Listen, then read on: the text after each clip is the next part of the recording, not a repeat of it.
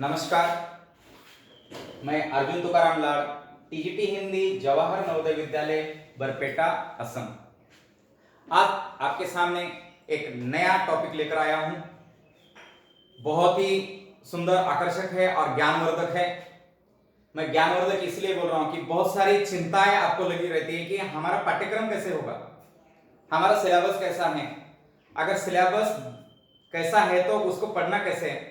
तो बच्चों, कक्षा 10वीं में हिंदी का पाठ्यक्रम आपका कैसा है, ये जो आपका क्वेश्चन है, उस क्वेश्चन का आंसर लेकर मैं आज की तासिका में आपके सामने उपस्थित हूं।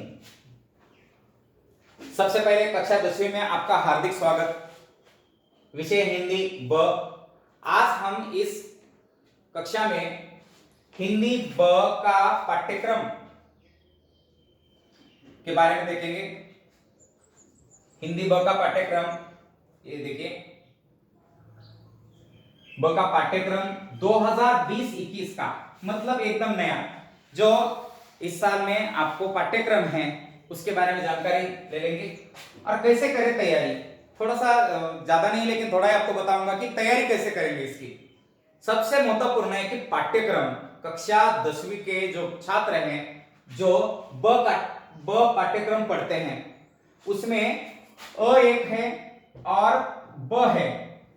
जो हम ब पाठ्यक्रम पढ़ते बच्चों, हम जो पाठ्यक्रम पढ़ते हैं वह है। और इस पाठ्यक्रम की किताबें जो है, एक है स्पर्श 2, जो आप 9th क्लास में एक पढ़ा है, इसलिए अभी 10th क्लास में 2, और संचयन 2।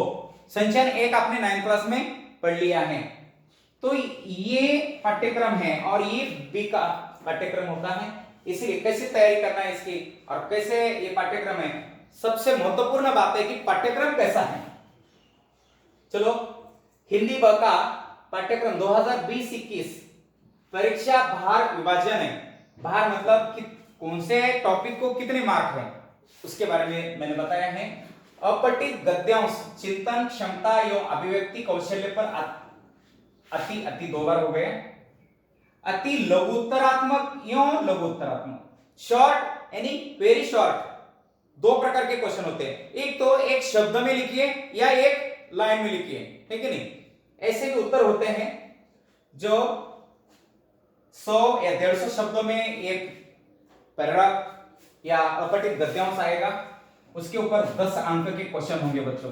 और ये अपठित गद्यांश आपको कितने मार्क के लिए आएगा? 10 अंक के लिए आएगा। उसके बाद जो नेक्स्ट हमारा दूसरा जो क्वेश्चन आएगा वो है व्याकरण से संबंधित। आपको भी एक सवाल आता है कि वो व्याकरण कितना आएगा सर, हमारा कक्षा 10वीं में कितना व्याकरण आएगा। तो पाठ्य पुस्तक में दिए भाषा अध्ययन के आधार पर आपको व्याकरण दिया जाएगा। मतलब ज्यादा से ज्यादा उदाहरण आपको पाठ्य पुस्तक से मिलेंगे, मुहावरे हैं आपके पाठ्य पुस्तक से ही दिए जाएंगे। हाँ, देखिए, पदबंध पिछले साल भी ये सिलेबस में था, ये 2 अंक के लिए है। रचना के आधार पर वाक्य रूपांतर, ये 3 अंक के लिए है, पिछले साल भी ये था। समास 4 अंक के लिए है। अलंकार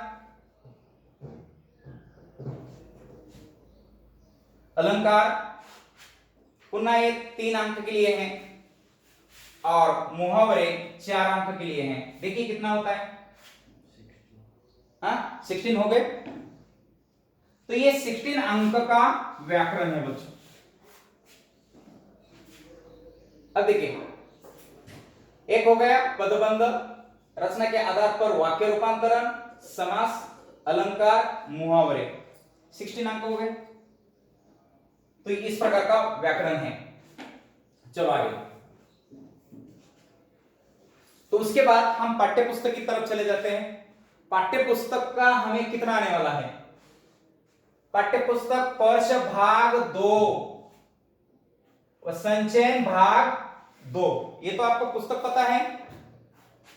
पाठ्य पुस्तक गद्य खंड जो है, मतलब पाठ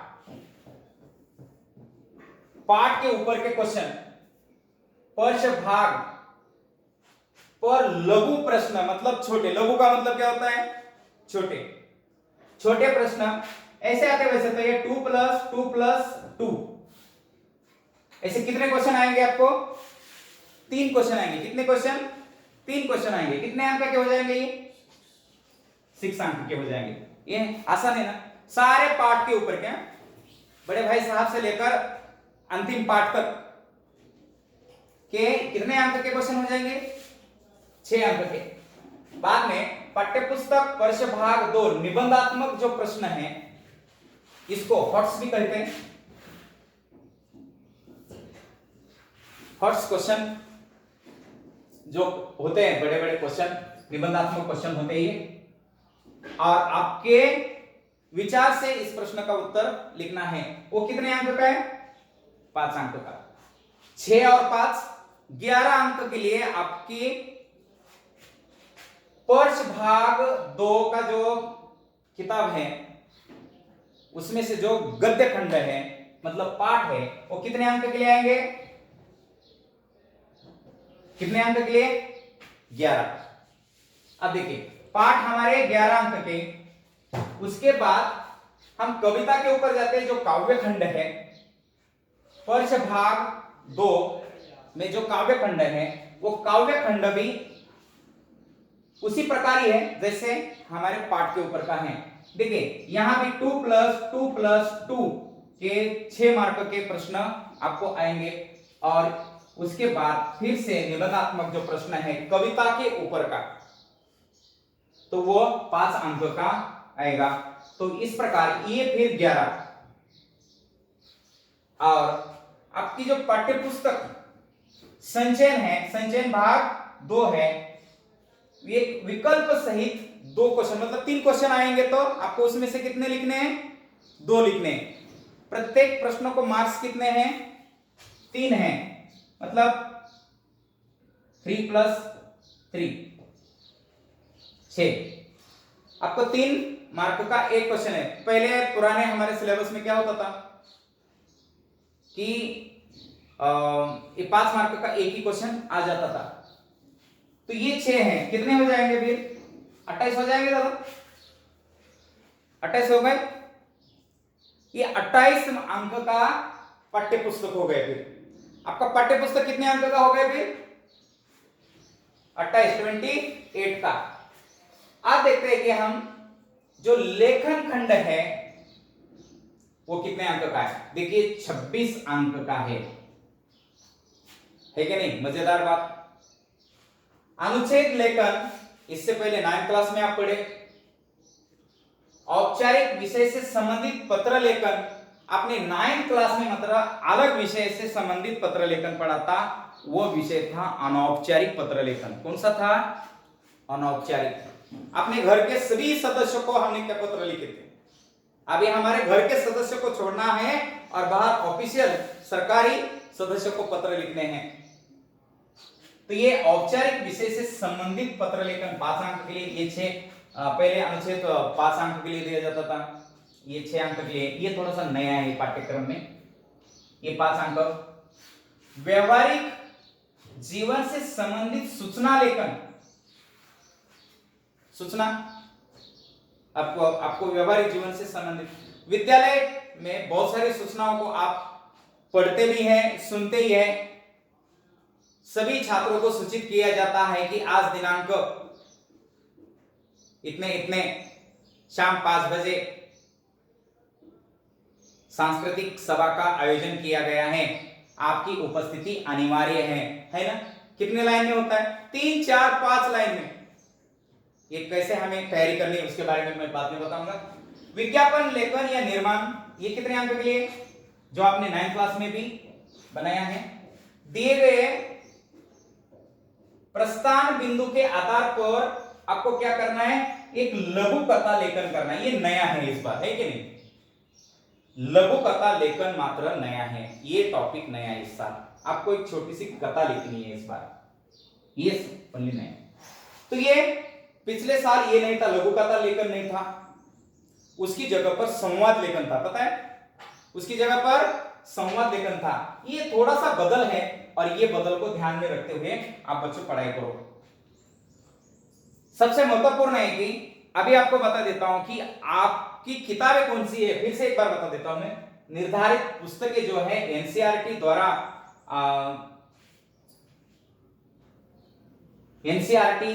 आपको ये किताबें दी गई हैं।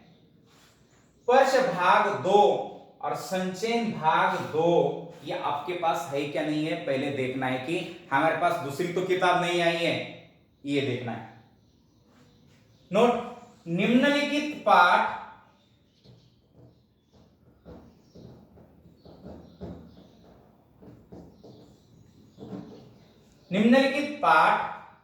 केवल पढ़ने के लिए हैं। इसका मतलब क्या है, इस पाठ से प्रश्न पूछे जाएंगे नहीं। अच्छा है ना। अभी और लॉकडाउन चल रहा है, फिर से कितने दिन लॉकडाउन चलता है उसके बारे में हमें कोई जानकारी नहीं है। अगर हमारा स्कूल बढ़ता है तो और कोई और भी सिलेबस या पाठ्यक्रम में कम ज्यादा हो सकता है, लेकिन स्पर्श भाग 2 में मधुर मधुर मेरे दीपक जल कविता है महादेवी वर्मा की। तीसरी कसम के शिल्पकार शैलेंद्र और गिरगिट, ये 3 पाठ आपको ओनली पढ़ने, आनंद लेना है। परीक्षा के लिए इसके ऊपर से कोई प्रश्न आएगा नहीं। अच्छा है ना। कितने पाठ? 3 पाठ। तो ये किताबें और ये पाठ, 3 पाठ आपको मैनेज करके चलना है।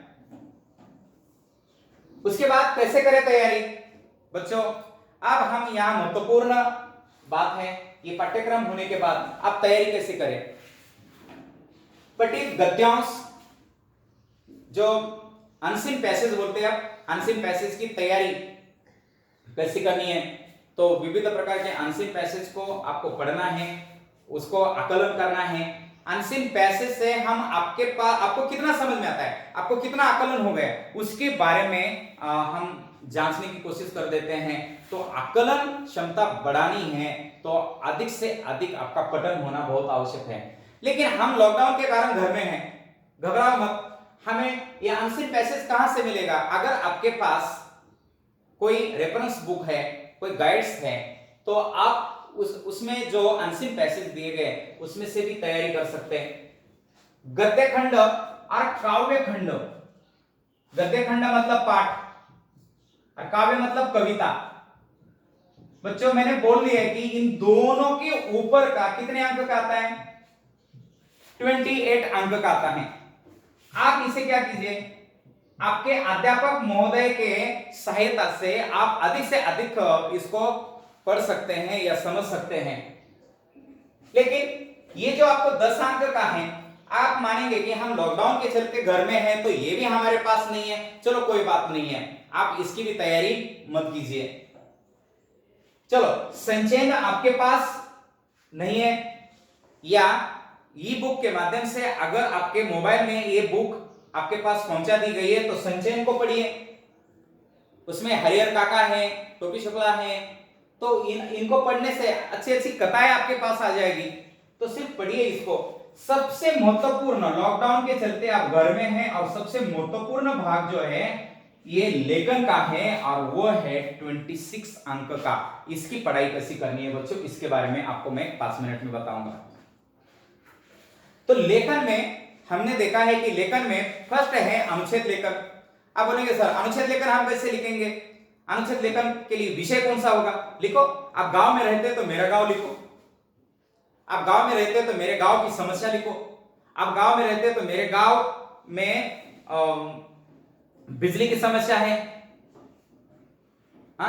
तो उस समस्या के ऊपर एक अलग से पानी की समस्या है, उसके ऊपर या पानी बचाओ के लिए एक आध अनुच्छेद लेखन कर सकते हैं। जल है तो कल है, उसके ऊपर एक अनुच्छेद लेखन कर सकते हैं। बहुत बार आप घर में बैठे बैठे हैं और आप बोलते हैं कि पानी ज्यादा बर्बाद मत करो, तो जल है तो कल है, एक सब्जेक्ट आपके पास मिल जाता है, उस दिन लिखो। या घर में रहते हुए हमें बड़ों का सम्मान कैसे करना चाहिए, शिष्टाचार के ऊपर एक आध अनुच्छेद लेखन करो। उसके अगर ये नहीं आ जाता है तो मेरी माँ है, मेरे पापा है, मेरे भाई है, मेरा परिवार, परिवार एक विषय आ गया, परिवार के ऊपर आप लिखो, है कि नहीं। अनुच्छेद लेखन के लिए आपको विषय ही विषय है, आपको देखिए बहाने नहीं बनाने हैं, विषय आपके पास मौजूद है, आप एक एक करके अनुच्छेद लेखन कर सकते हैं। उसके बाद आता है पत्र लेखन का। मैंने बोल दिया कि पत्र लेखन के जो जो सब्जेक्ट है, वो पत्र लेखन के सब्जेक्ट को आप कैसे तैयारी कर सकते हैं। अभी अभी बोल दिया मैंने कि आपके गांव में पानी की समस्या है, तो जल विभाग को पत्र लिखिए। आपके गांव में बिजली की समस्या है, बिजली विभाग को पत्र लिखिए। आपके गांव में परिवहन की समस्या है, परिवहन विभाग को पत्र लिखिए। आपके गांव में ये या पूरे शहर में, अपने मोहल्ले में बदबू फैल गई है, नगर निगम को एक पत्र लिखिए और वहां स्वच्छता करने के लिए कहिए, है कि नहीं। विविध प्रकार के विषय हैं आपके पास, बहाने नहीं बनाते हुए इन विषयों को अगर आप घर में बैठे बैठे अच्छी तरह से तैयारी कर सकते हैं, कहीं भी जाकर नेट की जरूरत नहीं, कहीं मोबाइल की जरूरत नहीं है, कहीं किताब की जरूरत नहीं है, क्योंकि पत्र लेखन कैसे करना है उसके बारे में मात्र आपको कक्षा 6 से जानकारी है, आपको आता नहीं है ऐसा नहीं है, आप बस तैयारी करें। पत्र लेखन की तैयारी हो गई, कौन कौन से हो गए, अनुच्छेद लेखन हो गए, पत्र लेखन हो गया। अब आता है विज्ञापन लेखन। हम विज्ञापन लेखन तैयार कैसे करेंगे सर, वहां गांव में विज्ञापन थोड़े ही होते हैं, विज्ञापन हमें पढ़ने नहीं है, विज्ञापन हमें देखने नहीं है, विज्ञापन के पास हमें जाना नहीं है। टीवी तो देख रहे हैं, टीवी के ऊपर बहुत सारे विज्ञापन आते हैं, लेकिन टीवी के विज्ञापनों को जैसे कि वैसे कागज में लिखना है ऐसा नहीं, हमें विज्ञापन तैयार करना है। तो कैसे करेंगे, हमारे गांव में, हमारे घर में, हमारे आसपास या अपने घर में कोई ना कोई तो व्यवसाय होता होगा। चलो, आपके खेती बाड़ी में कुछ तो ऐसी चीजों का उत्पादन अधिक होता होगा। आजकल आम का सीजन है, बहुत सारे आम की बगीचा है, बगीचा में से आम निकलते हैं। हमारे कोल्हापुर और रत्नागिरी की तरफ तो विविध प्रजातियों के और अच्छे अच्छे जाति के आम है, जैसे हापुस है। आपके घर में भी अगर आम की खेती होती है, बगीचा है, तो उसके लिए एक विज्ञापन तैयार कीजिए कि हमारे यहाँ विविध प्रजातियों के आम बेचने के लिए उपलब्ध हैं, तो बनाइए। आपके घर में अगर मां कोई हस्त कलाओं से कोई कपड़ा बुनती है या कपड़े दूसरा कोई चीजें तैयार करती हैं, तो उसके लिए आप एक विज्ञापन तैयार कीजिए। अगर आपके यहाँ कोई पालतू जानवर जैसे मुर्गी है, मुर्गी का पालन होता है आपके यहाँ, मुर्गी के अंडे बेचने के लिए आप विज्ञापन तैयार कर सकते हैं, मुर्गी बेचने के लिए आप विज्ञापन तैयार कर सकते हैं। घर में ही है, सारी चीजें घर में हैं, और घर में रहते हुए भी आप अच्छे से अच्छी तरह से विज्ञापन तैयार करके अपने अध्यापक महोदय को आप व्हाट्सएप के माध्यम से दे सकते हैं, तो निश्चित ही आपको फायदा होगा। ये लेखन विभाग है। उसके बाद हमारा जो रहा था वो है लघु कथा लेखन। आप विविध कथाएं सुनते हैं, आपके पास मोबाइल, तो मोबाइल का प्रयोग कीजिए, विविध कथाओं को आप डाउनलोड कीजिए, उसको पढ़िए, उसको सुनिए और फिर से आप नई कथा लिखने की कोशिश कीजिए, क्योंकि ये कथा आपको बिंदुओं के सहारे से लिखनी है, तो इसमें कोई कठिनाई नहीं है। देखिए, लेखन विभाग 26 अंक का है बच्चों, और हमारे पाठ का जो विभाग है, जो गद्य, खंड, काव्य और संचयन है, वो 28 अंक का है। और हम जब बोलते हैं बच्चों पढ़ाई करो, तो आप सबसे पहले क्या करते हैं, किताबें निकालते, कोई इसकी ओर ध्यान नहीं देता, और परीक्षा में कम अंक मिलने का बहुत महत्वपूर्ण अगर कौन सा कारक है, तो लेखन विभाग। हम इसकी कभी प्रैक्टिस करते नहीं है, हमें आता है कि आता है, हमें लगता है ये आता है, हमें ऐसा पता है कि हमें बचपन से ही आता है, जब लिखने के लिए बैठते हैं तब आता नहीं है। जैसे मेरा प्रिय खिलाड़ी, एक बच्चा लिखने के लिए बैठा था, उसने लिख दिया मेरा प्रिय खिलाड़ी सचिन तेंदुलकर। अब इस बच्चों को क्या पता था, सचिन तेंदुलकर एक क्रिकेट का महान खिलाड़ी है, क्रिकेट का देवता माना जाता है। अब उसके बाद उसको कोई पता नहीं था, लेकिन सचिन तेंदुलकर ये नाम उसको इतना नजदीक लगता था, इसलिए उसने बोल दिया मेरा प्रिय खिलाड़ी सचिन तेंदुलकर। लेकिन तेंदुलकर के जीवन से संबंधित उसके पास जानकारी कितनी थी, ज्यादा से ज्यादा एक महान खिलाड़ी था। अब उन्होंने कौन सा कार्य किया, कितनी सेंचुरी मारी, कहां कहां मारी, उनके मम्मी पापा का नाम क्या है, वो कहां रहते हैं, उनके चारित्रिक गुण विशेषता क्या है, क्यों मुझे ये प्रिय है, ये लिखने के लिए आपको इतनी सारी जानकारी होनी क्या नहीं होनी है। लेकिन आप वैसा करते नहीं है, आपको अधिक से अधिक जानकारी लेकर लिखना होगा।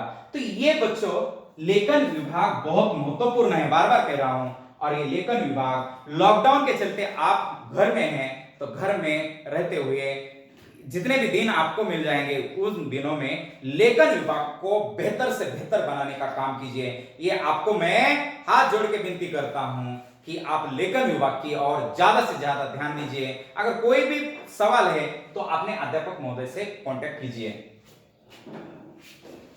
बच्चों अभ्यास के अंग है, अभ्यास मतलब पढ़ाई करते करते हमें क्या ध्यान देना है। सबसे महत्वपूर्ण है कि अभी आप घर में हैं तो पढ़ाई कीजिए, बस हर एक पाठ को पढ़िए, एक बार पढ़िए, दो बार पढ़िए, पढ़ने से कोई बुरा नहीं होता है। जो पढ़ेंगे तो बढ़ेंगे, ये तो कहे आप पढ़ते रहिए, पाठों का पठन कीजिए। अभी अभी लेखन के बारे में बताया मैंने, लेखन कीजिए, पठन तो है, लेखन कीजिए और लिखा हुआ पढ़ा हुआ उसका मनन कीजिए। अब लेखन क्यों करना है, क्योंकि 100 पढ़ा और 1 लिखा बराबर होता है, इसलिए ज्यादा से ज्यादा हमें लेखन करना है और मनन करना है, चिंतन करना है, जो पढ़ा हुआ है उसके ऊपर चिंतन करना है, तभी हमारा अभ्यास हो पाएगा। और अंतिम जाते जाते मैं आपको बता रहा हूं कि हमें क्या करना है। लॉकडाउन के चलते आप घर में हैं तो हमें क्या करना है बच्चों। सबसे महत्वपूर्ण बात यह है कि आप योजना के अनुसार तैयारी करें। आपकी जो योजना है, आपके पास जो समय सारणी है, उसके अनुसार आप कार्य करें। हमेशा सकारात्मक सोचें, बी पॉजिटिव, सकारात्मक सोचना है, निगेटिव कभी सोचना नहीं। मेरा क्या होगा, मेरे परीक्षा का क्या होगा, मेरे पढ़ाई का क्या होगा, कुछ नहीं होगा, हम आपके साथ हैं। सोचे तो एक सकारात्मक सोचना है कि मेरा कुछ नहीं होगा, हम सही रास्ते पर जा रहे हैं, हम काम कर रहे हैं ना, कर रहे हैं ना सभी लोग काम, तो डरना नहीं है। कार्य कर रहे हैं, डरना नहीं है, काम नहीं करना है, डरना है। बाद में जागरूक अध्ययन कीजिए। यश, जागरूक अध्ययन का मतलब क्या होता है। जागरूक अध्ययन मतलब हम क्या कर रहे हैं ये हमें देखना है कि क्या सही में ये काम कर रहा हूं मैं, सही में मैं बायोलॉजी पढ़ रहा हूं, चाहे हिंदी पढ़ रहा हूं, चाहे अंग्रेजी पढ़ रहा हूं, और पढ़ रहा हूं तो मैं मेरे योजना के अनुसार पढ़ रहा हूं क्या, और पढ़ा हुआ मटेरियल वो सही है क्या, उसको जागरूक अध्ययन बोलते हैं। लिखकर तैयारी करें। मैंने अभी अभी बोला कि 1 लिखा और 100 पढ़ा बराबर होता है। लिखकर ज्यादा से ज्यादा पढ़ाई करें या तैयारी करें। उसके कारण क्या होता है, एक तो लिखने की भी प्रैक्टिस होती है और जो हम पढ़ा है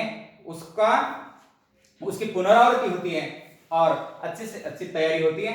अपने आप पर विश्वास रखें। जाते जाते मैं आपको ये बता रहा हूं कि बच्चों अपने आप पर विश्वास रखें, क्योंकि बच्चे कभी कभी मुझे कुछ आता ही नहीं है, मुझे कुछ आता ही नहीं है।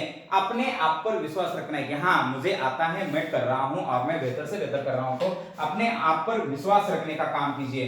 तो ये बहुत मतलब कम समय में ये सारी बातें आपको बताने की कोशिश मैं कर रहा हूं। तो बच्चों आप घर में हैं इसलिए ये बातें बहुत महत्वपूर्ण हैं। जाते जाते मैं आप सभी को धन्यवाद देता हूं क्योंकि समय हो गया है। बहुत बहुत धन्यवाद बच्चों।